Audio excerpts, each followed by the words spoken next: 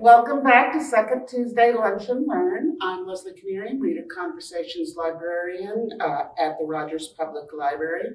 As always, thanks to the Friends of the Rogers Public Library who sponsor this series of programs. Today I'm very excited to welcome April Backrot and Sophia DeWeiler of Magdalene Serenity House. Just to give you a heads up, next month we will be having Best Friends Animal Shelter come in and tell us about their work, and cross your fingers, they might bring some of their furry friends too. But right now, I'll turn it over to Young. Well, thank you so much for having us and giving us this opportunity to share our mission with you all. So the mission of Magdalene Serenity House is that we help rebuild the lives of women who have experienced trauma, sexual exploitation, addiction, and incarceration. And we do that in three key ways: through safe housing, long-term support, and community partnerships. I'm not sure if most folks know that Arkansas ranks 4th in the United States in incarceration rates. And women are now the fastest growing prison population nationwide. Since 1980, the number of women in the Arkansas jails and prisons has dramatically increased. So we're seeing a huge upward trend on the number of women who are being incarcerated in our state. What we also know about women who've experienced incarceration is that they tend to be disproportionately affected by health issues. And this could be a substance abuse disorder. We see a lot of underlying medical issues. And then we also see significant mental health needs. And often it's these issues that have gone unaddressed and untreated that often serve as a pathway into the criminal justice system. What we also know about this population of women is that they often have a history of complex trauma. That could include childhood abuse, neglect. Many of our women have histories of childhood sexual abuse, domestic violence, sexual violence. We also have some women who have experienced being sexually trafficked. So they're coming with this complex history of trauma, underlying mental health issues, challenges with addiction. And so it's a population that does require a really specialized set of services in order to help them fully recover, heal, and not re-enter the criminal justice system. Down in Fayetteville, where we are located at, is the home of Northwest Arkansas Community Correctional Center. And that is actually a specialized prison. It has 114 beds, and it's specifically for women, and it's a treatment prison. So women come to Northwest Arkansas Community Corrections as an alternative to going to the Department of Corrections, because here they can get treatment. So they're getting treatment from sun up to sundown. They are getting connected with counseling, job training. They're able to take college courses, get their GED. And so it's a really neat opportunity for, if you have to go to prison, this is where you want to go, because you're going to get the help that you so desperately need. But what we found out is that they're getting this great treatment in the prison, but there's a lack of safe places for women to parole out to. And that's not just for women who are in the prison, that's also women who are in the county jails. We both know that both Benton and Washington County Jail tend to stay quite full. And so we can serve as an alternative to holding people in county jails. We can offer them treatment and support in our program. So those folks are certainly our target population as well. But what we see with the women coming out of the correctional facility is that there's a lack of safe places to go once they're released. What we see happening is that women are often released right back into the environment that got them in trouble in the first place. They're going back to dysfunctional families. They're going back to abusive partners. They're going back into poverty. And there's no support or services to interrupt that cycle that is then going to repeat itself. We also see women coming out with outstanding charges, legal issues, and debt. I think most people assume that when you go to prison, you do your time and that's it. That's not the case. What we see is that women will come in, they'll serve their sentence on one particular crime, but they will tend to have outstanding offenses, often misdemeanor charges in other counties and jurisdictions. And so you can imagine coming out of prison, even coming out of county jail with absolutely nothing. And you have to then go, okay, how do I clean up those past criminal charges? Because I don't want to go back to prison. I don't want to go back to jail. But those fines and those fees for being incarcerated and those fines and fees on those outstanding charges, they don't wait. And it can be incredibly overwhelming because we are talking, most of the women we work with come out with at least a couple $1,000s in outstanding fines and fees and at least a handful of outstanding charges. And we walk beside them to kind of sort through those and help them rebuild and address those past charges so they can move forward with their life. There are also housing restrictions for persons with a felony record. So most property management companies, at least in Fayetteville, will not rent to a person with a felony record. So you get out of prison, there's nowhere for you to live. There's nowhere for you to start over. And so that really forces you to go back into those unsafe situations. There's also a lack of employment opportunities for persons with a felony record. Employers can discriminate against a person with a felony record. So you can see how these issues just kind of compound. And again, getting out with nothing and realizing that the deck is already stacked against you. And then we see unaddressed physical and mental health challenges. Most of the women coming into our care require significant medical care that's just gone unaddressed for significant periods of time. And then mental health too. Their mental health hasn't been treated. And so we are working with them to get a mental health assessment, connect with therapy, because we realize that we have to fix what's going on underneath and inside in order to help them fully recover, heal, and stay out of the criminal justice system. So Magdalene Serenity House wanted to be the solution to the problem. We saw that women were getting better in the prison, they were coming out, and what happened is that there was one woman who the prison ministry out of St. Paul's Episcopal Church, that's where this idea really came out of. They got close with her, she was released from prison, and within a week, she was dead of an overdose. And they said, no more. We cannot have another woman coming out and lacking a safe place to heal and recover. And so the team from St. Paul's Episcopal Church traveled all the way to Nashville, Tennessee, and they found the Thistle Farms model. So Thistle Farms has been in existence for, I believe, 25 years now. And they are an incredible program that is helping women in Nashville rebuild their lives. We saw their model, we saw that it was working. We saw that women who went through this program, they're having about an 85% success rate of women who finished the program were able to stay clean and sober, and they were able to stay employed and stay out of the criminal justice system. And so we brought that model back to Fayetteville, shared it with the community, and what was so neat is that the community supported us. They believed in second, third, fourth chances and said, we as a community, we can do better, and we want to offer this program to women who have experienced trauma, addiction, and incarceration.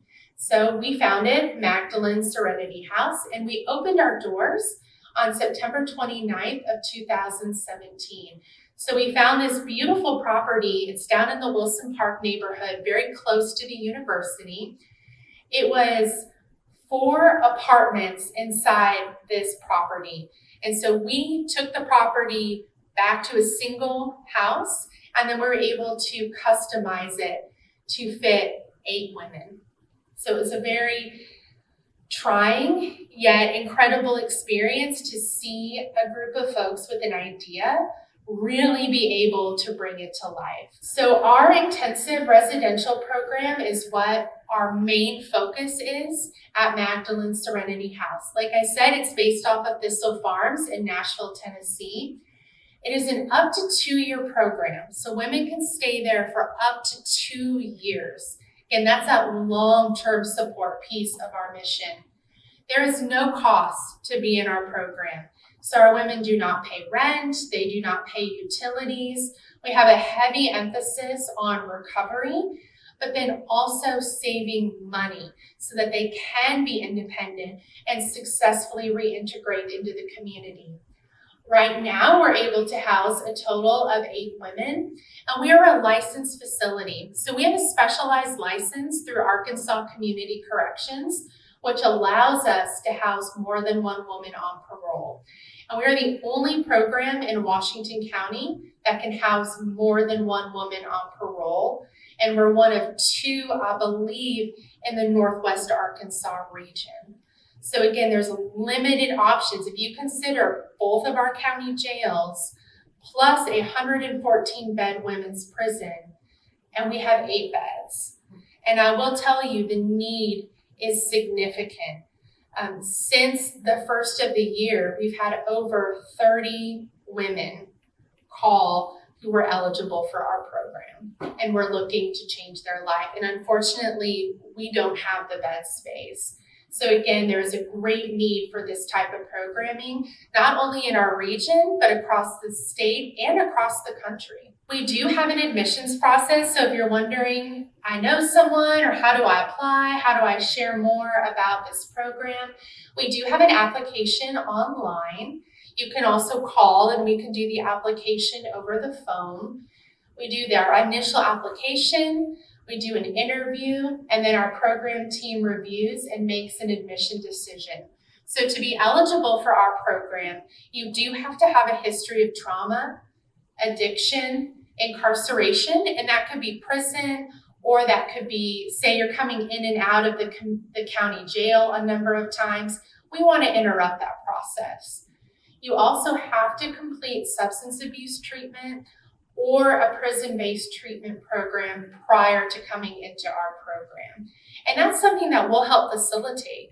So say you know you need to get the help, but you don't know where to start, we're going to connect you with Sophia, our peer recovery specialist, and she can help the person get into treatment and get started on their recovery journey. So our program phases, we are built into 3 phases. What's really unique about our program is that in phase 1, which is typically 90 days, our women do not work. And so we are really focused on rest, healing, and recovery. We're getting them connected with therapy, where they're seeing the doctor. Many of our women come to us with significant dental issues. So we're getting, in most cases, we're getting them new teeth so they can feel confident re-entering the workforce. And then we are also running a holistic program schedule. So we provide groups on site.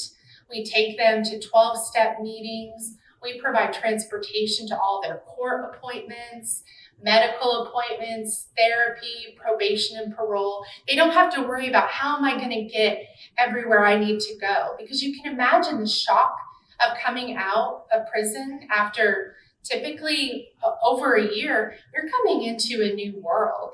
And so having someone who sits beside you, and we have a list and we go, okay, you need an ID. We need your social security card. You need health insurance. We're going to get that taken care of for you. You don't have to go at this alone. We are here for you. They also have the opportunity to meet with our peer recovery specialist on a weekly basis. And then I see every resident on a weekly basis as well. We form a treatment plan, we identify our goals, and then we meet every single week to check in. How are we doing? What's working? What's not? What do you need? And building that safe and trusting relationship is a critical foundation for their recovery. We help them transition into phase 2, and that's where they gain employment. So Sophia here, our peer recovery specialist, she's going to help them with applications, resume, cover letter. We help them prep for their interviews, identifying safe employers, getting connected with job training or further education. But we wait on that for 90 days because we want them to be stable. Because you imagine how stressful that is, re-entering the workforce. But again, they have a team behind them to guide them through that process. So in phase 2, they're working at least 15 hours per week, but they're still working our program. They're still going to group. They're meeting with me. They're going to meetings. And we really focus on how do I balance work and recovery. And then in phase 3, we're really thinking about, okay, I'm coming up on my graduation. What is it going to look like to transition into the community? So we're identifying safe housing options. We're working on financial management and budgeting, all of those skills that they're going to need to be successful in the community, but still working that intensive programming so they're learning along the way. Once they graduate, what's neat about our program is that we provide continued support to all of our program graduates. And we encourage them to continue to participate in our program. They can still come to group. They can still meet with me. They can mentor new residents. We want them to stay connected to our support network. I have one graduate. She's been graduated about a year. We still meet every week. She gained custody of her 2 daughters once she graduated, and so she had to learn, how do I re-enter the community, but now I'm re-entering as a parent, which you can imagine would be a whole new challenging bag of beans. And so we're meeting every week. And so now we're providing service to our resident graduate, but also to the whole family. We're working with the child too.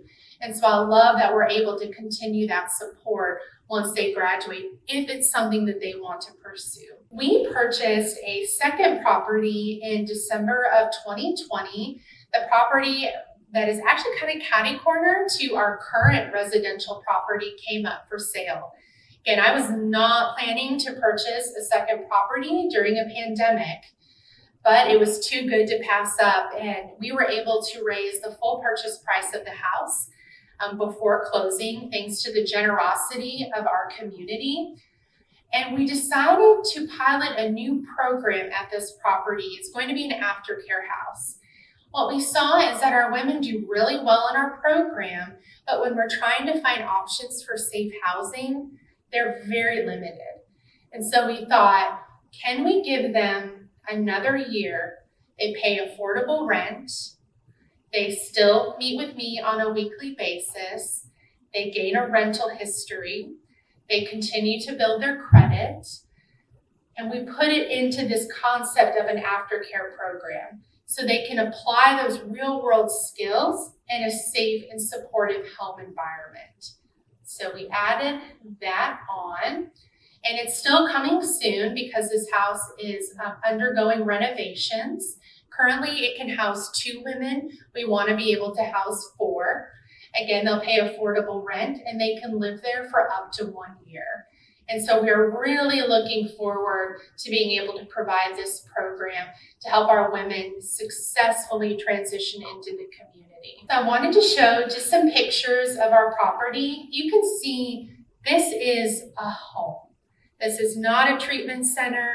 It's not a halfway house. This is truly a home, and we wanted to feel that way for our women. So it's a beautiful, bright yellow house. Once you see it, you can't miss it.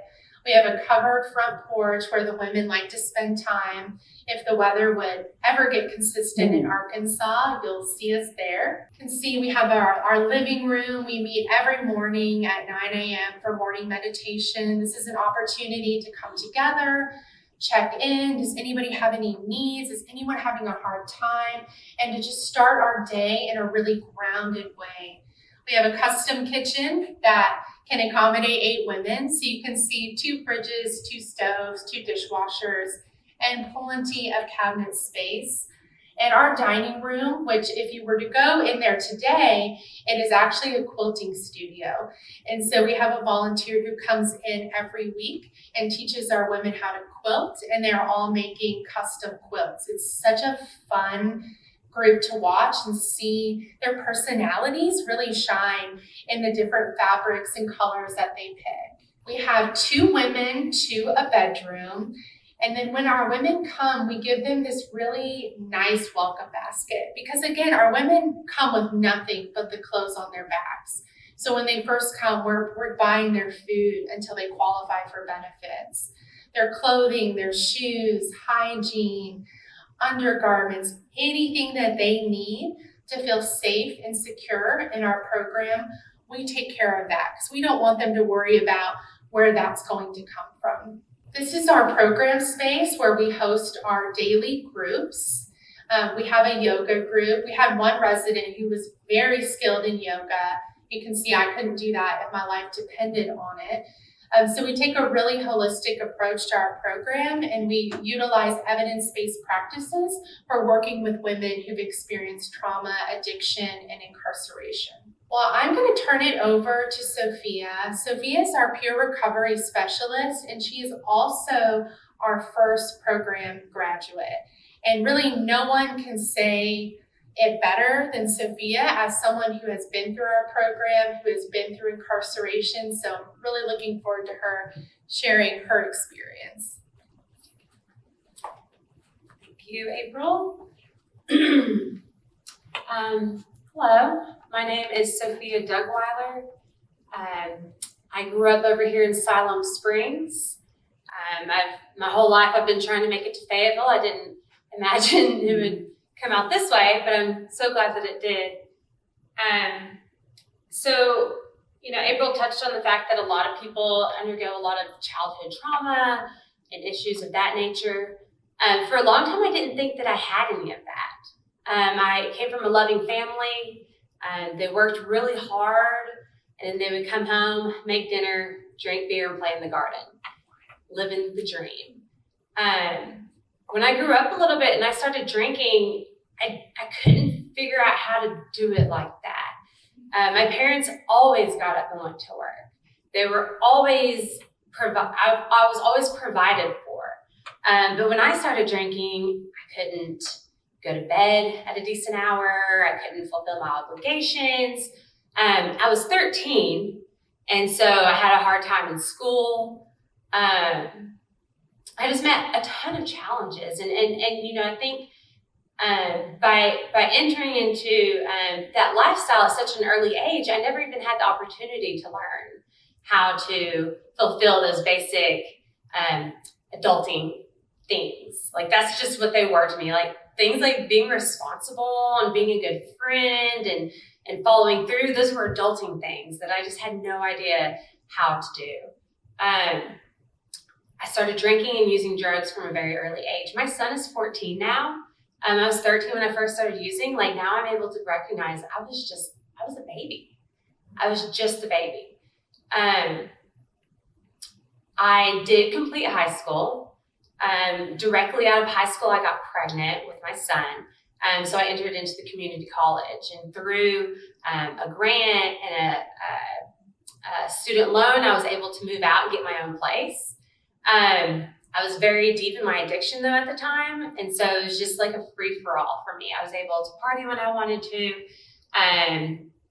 I dropped out of school pretty quickly because I was an awful student. And I think the next year I caught my first felony conviction. So when I was 20 years old, I sold drugs to an undercover cop 3 times. I'm not a drug dealer. I mean, it's hard to say, like, I sold drugs to a cop. I'm not a drug dealer. I sold drugs to support my habit. Because that's all I knew how to do at that point in my life. Like, that was the lifestyle. And so I went to prison when I was 21. My son was 2, I think.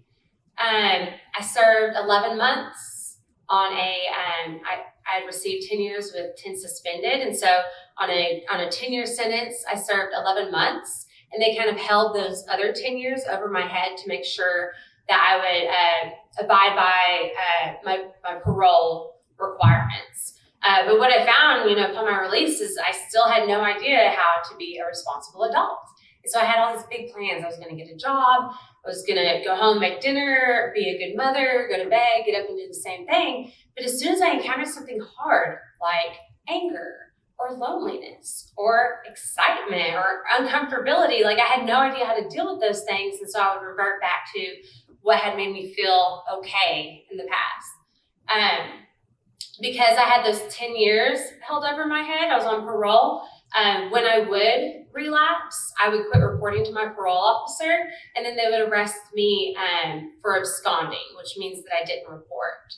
I've been back to prison 3 times after that initial visit because of my addiction and my inability to figure it out. It wasn't until this last incarceration where I went to ACC, where I received rehabilitation. I learned accountability. I learned how to be assertive and how to accept criticism.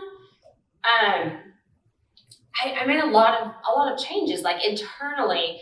And part of those changes was realizing that if I could have figured out how to be a responsible adult, I would have done it by then. And so I had to be open to help from other people. And I found that in Magdalene Serenity House. So I had been released from prison the 4th time. I entered into Magdalene Serenity House. I was one of their first residents, and I did really well there. I didn't have to figure it out.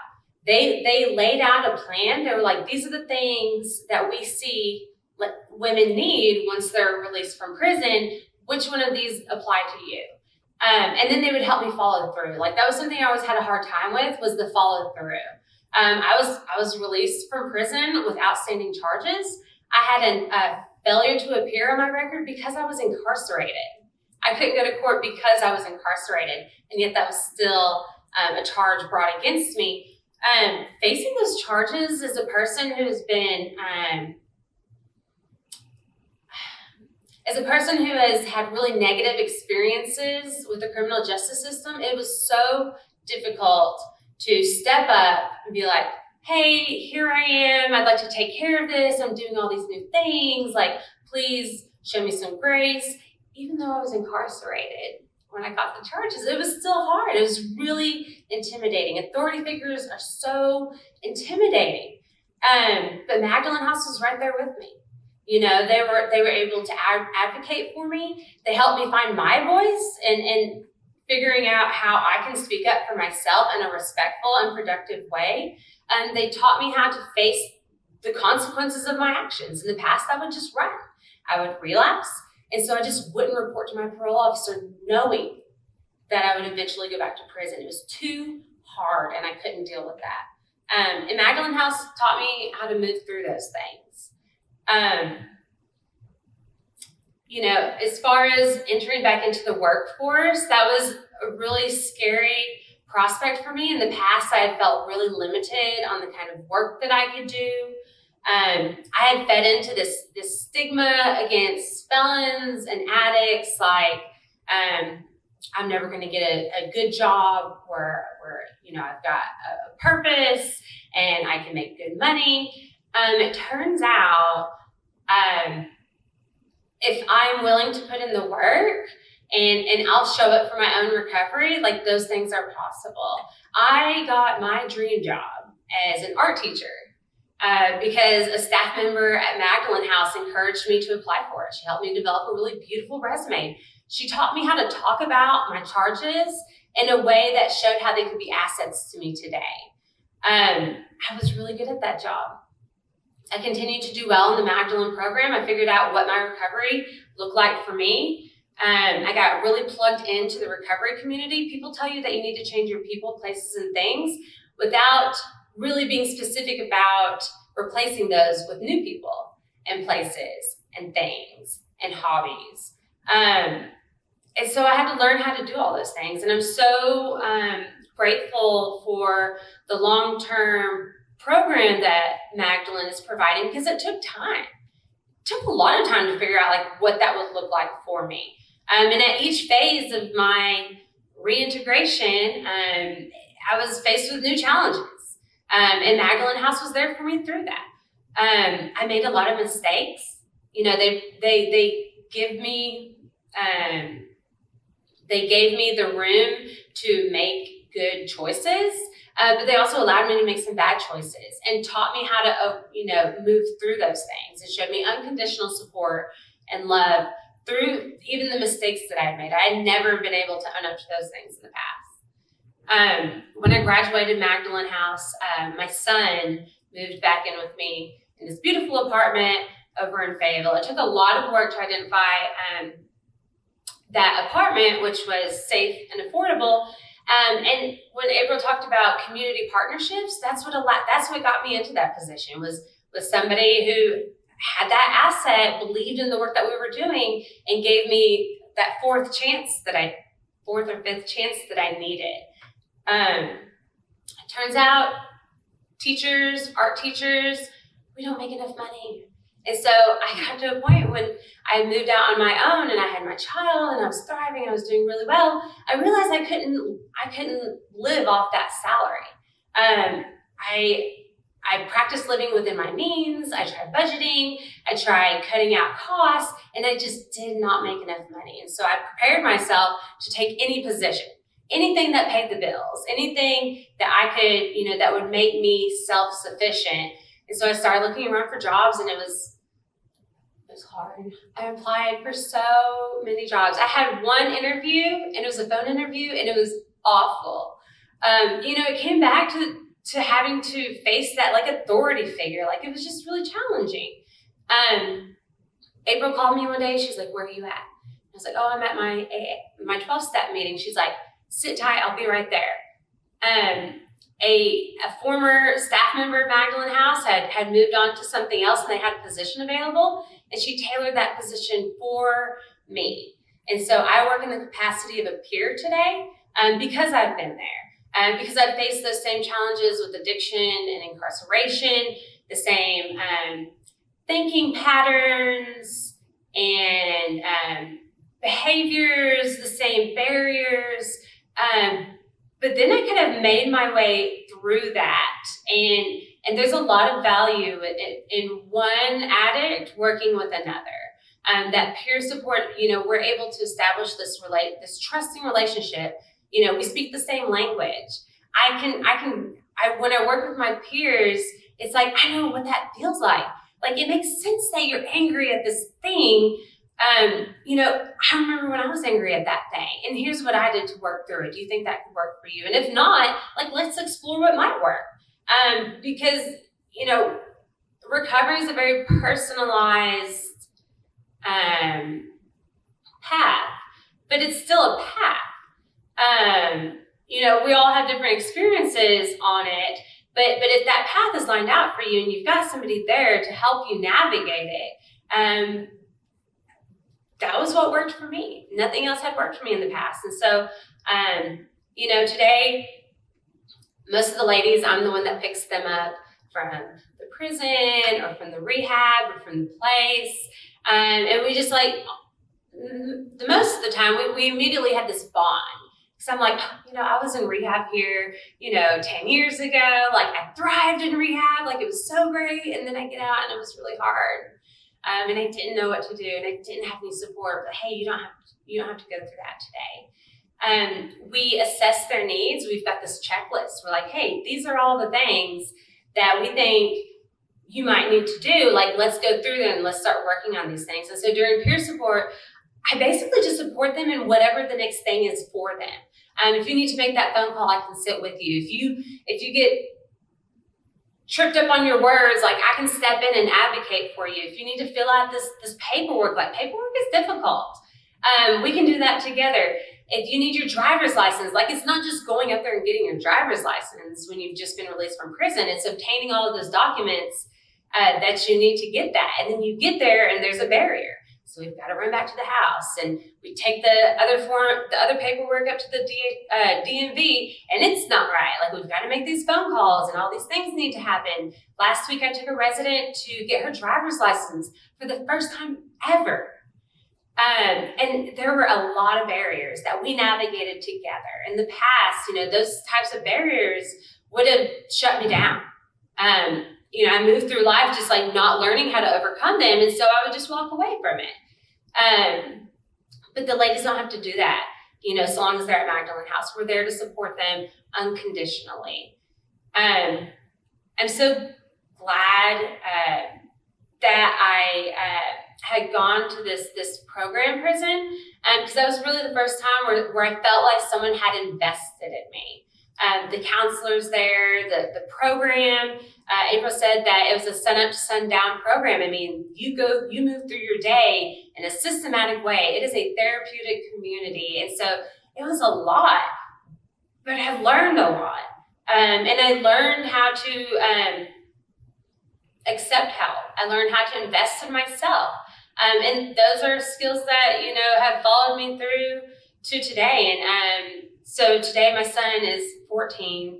I've got this full-grown 14-year-old man-child at the house who is just ridiculous. And I don't know if you guys have had teenage boys. They're challenging. And so again, like I'll have 5 years clean and sober on March 18th. But I still need that support. I have no idea how to raise a teenager. I had no idea how to navigate a pandemic, how to be a person in recovery and to feel isolated and to be cut off from those community resources that have carried me through. That was challenging. But today I get to stay involved with Magdalene House, and I get to help other women learn how to navigate that same thing. And I just want to say, we've got a full house today, and they're doing great. Through the pandemic, we were super successful. We had multiple graduates in the midst of a pandemic.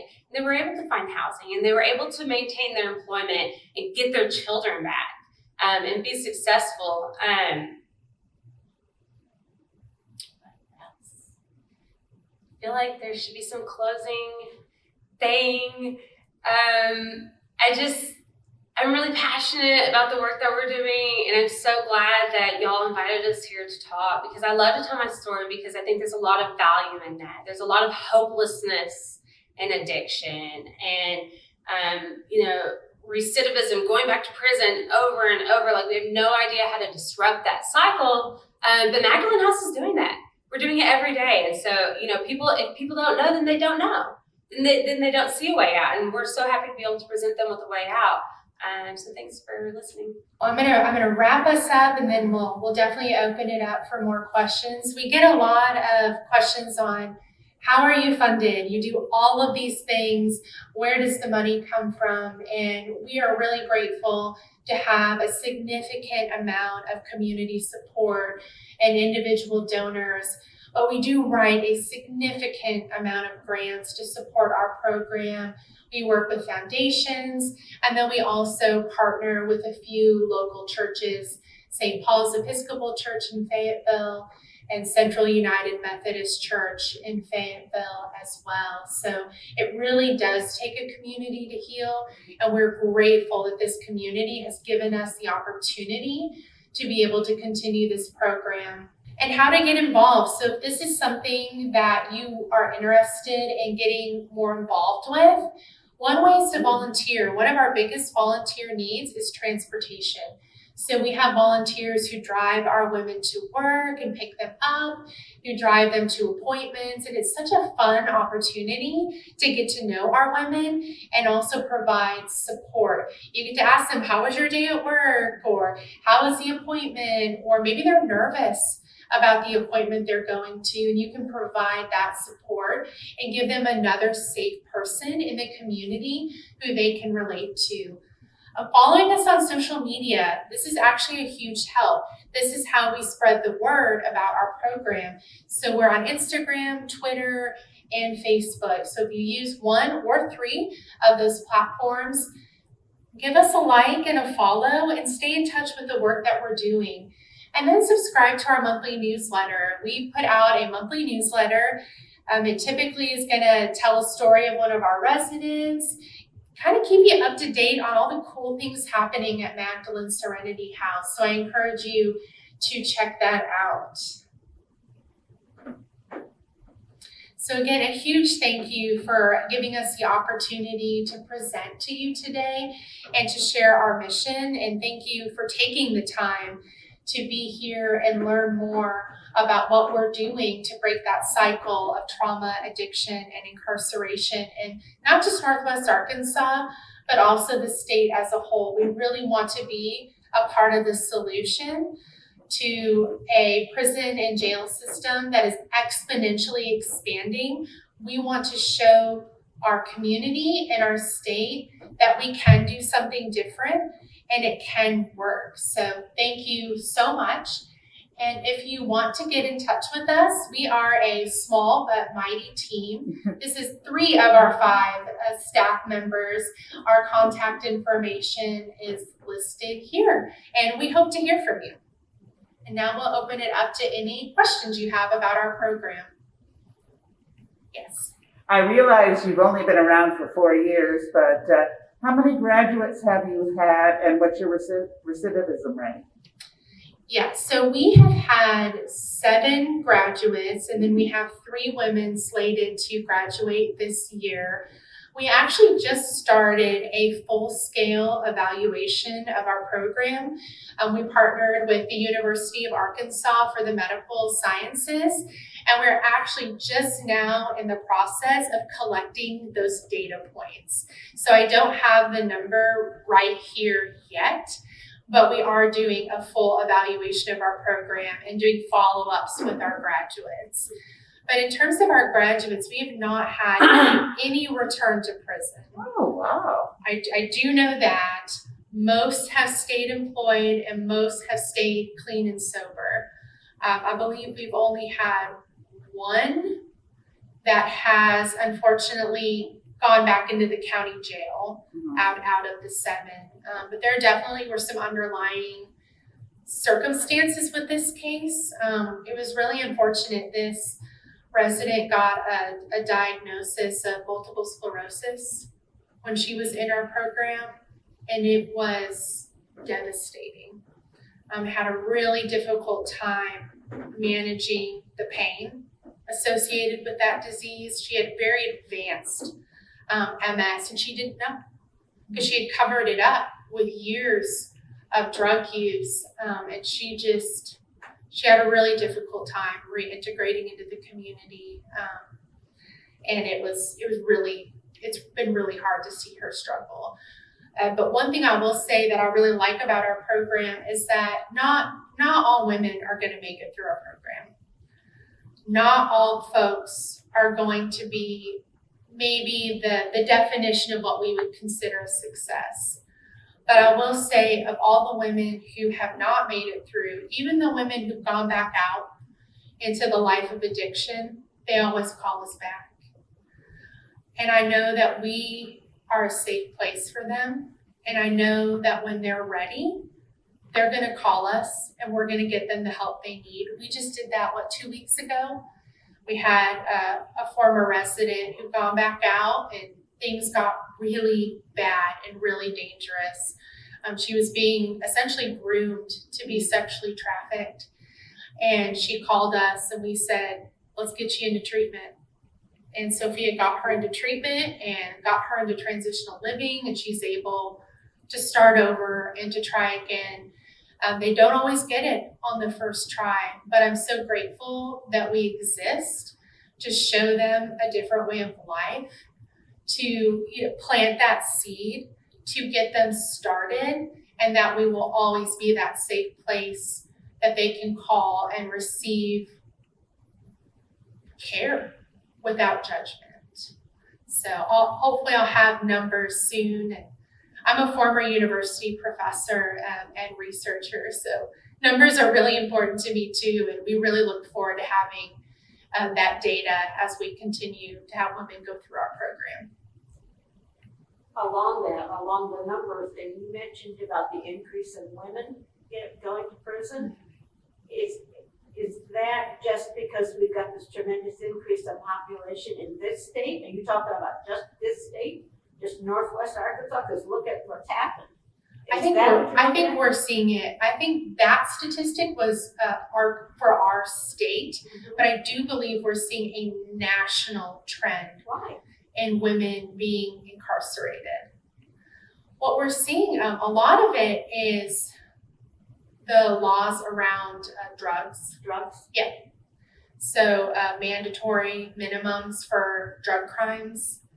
And women, often tend to take the fall for their male counterparts. We see that a lot too, where they're the ones getting sentenced, but maybe they were caught up with an abusive partner or someone that had a lot of control over their life. And unfortunately, we see women going down for that. And just poverty too. Women, we will do whatever it takes to survive. And sometimes that takes for them engaging in illegal activity because they don't see another option. They don't see another choice. They don't know how to ask for help. And so I think that that's part of it too. It's just poverty, especially in our state, is also a contributing factor. I think maybe also like the spike in opioid use. Oh, yeah. And that's a whole new animal, I think. Thank you for new pharma. Yeah, and I will say opiate addiction is incredibly difficult to treat.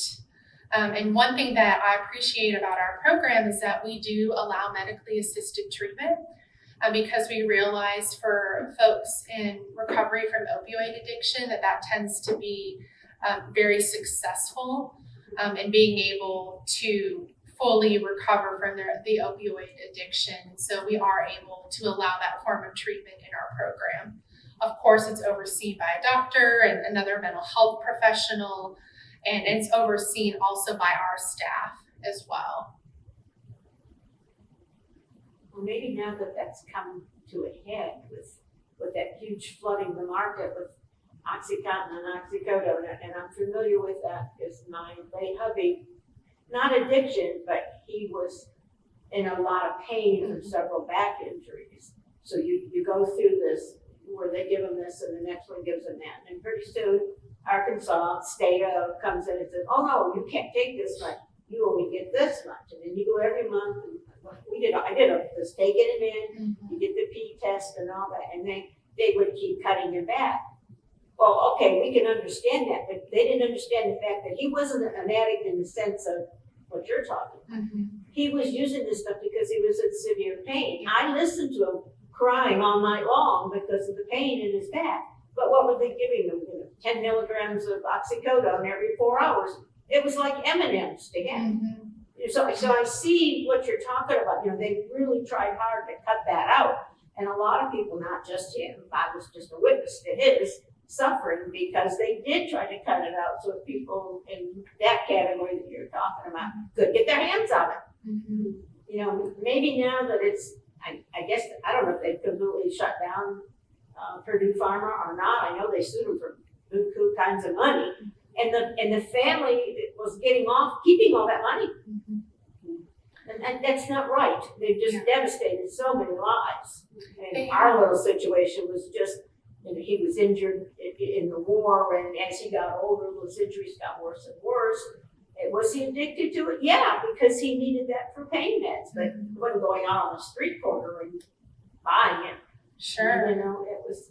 And for some people, that's where it starts. Yes. There's a legitimate need. We learned that, where they had a legitimate need. Yes. And what we see with our residents too is, using to cope with pain, to cope with not physical pain, but emotional pain. Yeah. Whether it be, I don't know anything about that, but it's there. Huh? It's there. And, we're going back to histories of abuse, histories of trauma, early violation of the body, all of these traumatic experiences, and then not knowing how to cope with the pain, and then using alcohol or using methamphetamines or using opiates as a way to cope with the inner pain that is often stemming from a host of traumatic experiences. And so we at Magdalene, we want to figure out, how do we treat the pain? How do we treat the mental health issues without using? There are other ways to treat this, but that hasn't been presented before for a variety of reasons. Money. Yeah, money, access to healthcare, access to mental health services. Did you have a family that was able to recognize what happened to you and get you connected with services? That doesn't happen, especially in our poorer communities. That's not available to them. So it's that lack of resources, that lack of options. So we turn to the one thing that we know is going to work until we're given an opportunity to learn something new. And that's what we provide. Yeah. It's pretty amazing. Yeah. You get the word out. Yes. And that's what you're trying to do. That's why I was thinking you must be talking to the people who are more involved or see this or work with it all the time. This is a hard one, and I know there are a lot of troubles with the criminal justice system, and it's amazing that you can address the slice that you can. But do you have any services for trans women, or are you only for cis women? No, we actually have served a transgender client before. This client was female, biologically transitioning to male. And we did serve that client. This client actually had run around with a lot of the women we were currently serving. And they were like, you have to help him. I was like, okay, let's give it a shot, because why not? Why not try? And also because there wasn't another place for him. Yeah, but that's one of the big problems, yeah. And so we're like, yeah, let's try it. I will say it was a bit challenging serving female transitioning to male, because we are a program for women. And we actually do a lot of our programming is actually really gender specific, because the evidence and the research shows that it needs to be gender specific for our population of women. So I will say it was a bit difficult, but we remain in contact with that resident to this day and have built a great relationship. We would be very open to trying that again, and we're very open to also serving male transitioning to female. And we actually have a layout of the house that would allow us to do that in a way that would be comfortable, not only for that resident, but also for the residents currently living there. So yes. Awesome. And again, their sexuality, we want to be inclusive, whether that be serving someone who's trans, whether that be serving someone who is gay. We don't discriminate against that. We want them to come and feel safe to be their authentic self. And we are staffed by 3 social workers, 1 peer recovery specialist, and the best director of development there is. And so we are well trained to be an inclusive community. And we are not a faith-based organization either. We get that question a lot given our name. The Magdalene part of our name comes as a kind of a homage to Thistle Farms in Tennessee, because their model is called the Magdalene model. And so again, we're inclusive to all faiths, or absence of faith. Again, we want to meet our residents where they're at, and we want them to come into their full self. And that's going to look different for everyone. But I love that we're able to take this individualized approach to each resident, because again, recovery looks different for everyone. Healing is not a linear process, and it's not a one-size-fits-all. And we're able to continue to customize our program to meet the needs of the folks who are with us. And I love having that flexibility. Pretty amazing. Thank you. And also, for folks, I know y'all will put this online, but we do offer tours. And so if folks are interested in driving down to Fayetteville and really seeing what we do and seeing our property, you can certainly contact me. You can contact Joy Morris, our Director of Development. We would love to be able to show you what we do to serve this population of women. So, thank you. First story. Thanks Thank for you so much.